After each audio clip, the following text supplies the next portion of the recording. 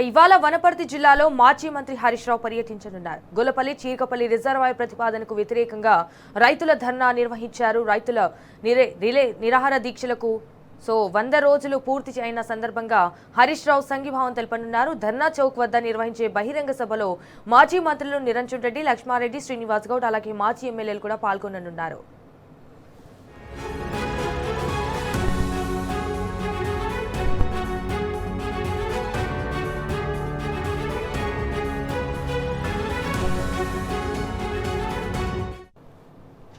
Right, ఇదే విషయానికి సంబంధించి మరిన్ని డీటెయిల్స్ మా ప్రతినిధి నరేష్ ఫోన్ ద్వారా అందిస్తారు. రైట్ నరేష్, ఇవాళ వనపర్తి జిల్లాలో అయితే మాజీ మంత్రి హరీష్ రావు పర్యటించనున్నారు. ఎప్పటి వరకు వచ్చే అవకాశం ఉంది హరీష్ రావు? దీనికి సంబంధించిన అప్డేట్స్ ఏంటి? సంజన, వనపర్తి జిల్లాలో ఇవాళ మాజీ మంత్రి హరీష్ రావు పర్యటించనున్నారు. మధ్యాహ్నం 2 గంటల ప్రాంతంలో వనపర్తికి ఆయన చేరుకుంటారు. మొదటగా ఏదుల రిజర్వాయర్ ను సందర్శిస్తారు. ఏదుల రిజర్వాయర్ సంబంధించి ఒక తూమును ఏర్పాటు చేశారు.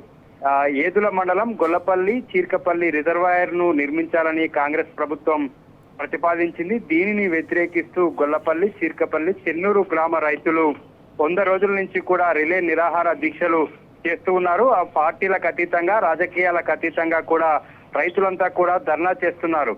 గొల్లపల్లి రిజర్వాయర్ ను నిర్మించొద్దు, నిర్మిస్తే మేము భూములు కోల్పోతామంటూ రైతులు ఆందోళనకు దిగారు. రకరకాలుగా వారి నిరసనను కూడా వ్యక్తం చేశారు. 100 రోజులుగా రిలే నిరాహార దీక్షలు కొనసాగుతూ ఉన్నాయి. 100 రోజులు పూర్తయినటువంటి సందర్భంగా మాజీ మంత్రి హరీష్ రావు ఇవాళ రైతులకు సంఘీభావం తెలపనున్నారు. ఈ గొల్లపల్లి రిజర్వాయర్ కు సంబంధించి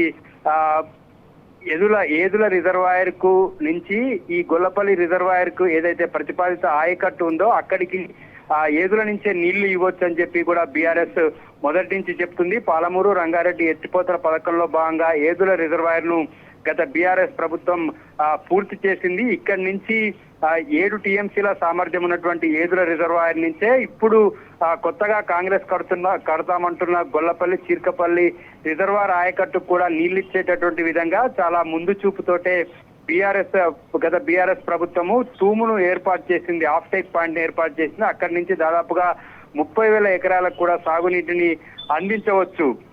ఈ నేపథ్యంలోనే ఇక్కడ ఈ కొత్త రిజర్వాయర్ ను కట్టొద్దు, ఇక్కడ కడితే ఇప్పటికే రైతులు ఏదుల రిజర్వాయర్ లోనే భూములు కోల్పోయారు, మరోవైపు ఏదుల నుంచే నీళ్లు ఇవ్వచ్చు, అయినప్పటికీ కూడా కొత్త రిజర్వాయర్ ప్రతిపాదన ఎందుకు తీసుకొస్తుందని చెప్పి బీఆర్ఎస్ పార్టీ దీనిని తీవ్రంగా వ్యతిరేకిస్తుంది. స్థానిక రైతాంగం కూడా తీవ్రంగా వ్యతిరేకిస్తూ ఉన్నారు. ఈ మొబిలైజేషన్ అడ్వాన్సులు కావచ్చు, కాంట్రాక్టర్లు లబ్ధి చేకూర్చేటటువంటి ఉద్దేశంతో ఈ కొత్త రిజర్వాయర్ ప్రతిపాదనను కాంగ్రెస్ ప్రభుత్వం తీసుకొచ్చిందని కూడా బీఆర్ఎస్ పార్టీ ఆరోపిస్తూ ఉంది. ఇటు పాలమూరు రంగారెడ్డి ఎత్తిపోతల పథకం పనులను పూర్తిగా పెండింగ్ లో పెట్టడము, ఏదుల వరకు నీళ్లు తీసుకొచ్చేటటువంటి అవకాశం ఉన్నప్పటికీ కూడా నీళ్లు తీసుకురాకుండా 2.5 ఏళ్లుగా కాలయాపన చేస్తుంది కాంగ్రెస్ ప్రభుత్వం. రెడీగా ఉన్నటువంటి రిజర్వాయర్ లో నీళ్లు నింపడానికి శ్రద్ధ చూపినటువంటి కాంగ్రెస్ ప్రభుత్వం కొత్తగా రిజర్వాయర్ ను నిర్మిస్తామంటూ ప్రతిపాదించడం పట్ల కూడా రైతాంగం అంతా కూడా ఆగ్రహంతో ఉంది. ఆల్రెడీ నీళ్లు ఇచ్చేటటువంటి విధంగా ముందు చూపుతోటి BRS party off take point ను ఏర్పాటు చేసిందని, అయినప్పటికీ కూడా స్థానిక ఎమ్మెల్యే మేఘారెడ్డి దురుద్దేశంతో ఇక్కడ నూతన రిజర్వాయర్ ను నిర్మించాలని చెప్పి ప్రభుత్వానికి ప్రతిపాదనలు పంపడము, ఈ అంశం అంతా కూడా గత 3-4 నెలల నుంచి కూడా నడుస్తూ ఉంది. ఈ నేపథ్యంలోనే రైతుల ధర్నాలు కొనసాగుతున్నాయి. 100 రోజులు పూర్తయిన సందర్భంగా కూడా మాజీ మంత్రి హరీష్ రావు వారందరికీ కూడా సంఘీభావం తెలపనున్నారు. ఈ సంఘీభావం తెలిపినటువంటి సందర్భంలో అక్కడ భారీ బహిరంగ సభను ఏర్పాటు చేశారు. ధర్నా చౌక్ వద్ద ఎక్కడైతే రైతులు రిలే నిరాహార దీక్షలు చేస్తున్నారో అక్కడే బహిరంగ సభను ఏర్పాటు చేశారు. ఈ బహిరంగ సభలో మాజీ మంత్రి నిరంజన్ రెడ్డి, లక్ష్మారెడ్డి, శ్రీనివాస్ గౌడ్ తో పాటు ఉమ్మడి జిల్లా మాజీ ఎమ్మెల్యేలు కూడా అంతా పాల్గొంటారు. హరీష్ రావు పర్యటనకు సంబంధించి మాజీ మంత్రి నిరంజన్ రెడ్డి దగ్గరుండి ఏర్పాట్లను పర్యవేక్షిస్తున్నారు.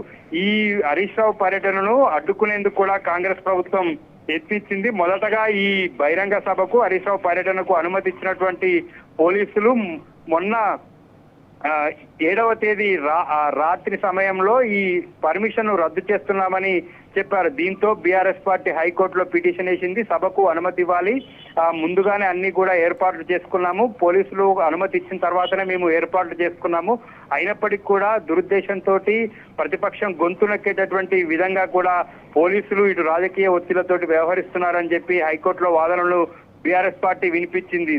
దీంతో ఈ సభకు హైకోర్టు అనుమతి ఇచ్చింది. హరీష్ రావు పర్యటనను అడ్డుకునేందుకు అనేక రకాలుగా కాంగ్రెస్ ప్రభుత్వం ప్రయత్నాలు చేసింది. కానీ కోర్టు ద్వారా బీఆర్ఎస్ పార్టీ పర్మిషన్ తెచ్చుకొని సభను నిర్వహిస్తుంది. సభను విజయవంతం చేసేటటువంటి దిశగా కూడా అక్కడ ఉన్నటువంటి స్థానిక రైతాంగం కావచ్చు, బీఆర్ఎస్ పార్టీ శ్రేణులంతా కూడా ఇప్పటికే సిద్ధమయ్యారు. Sanjana. All right Naresh, thank you for the updates.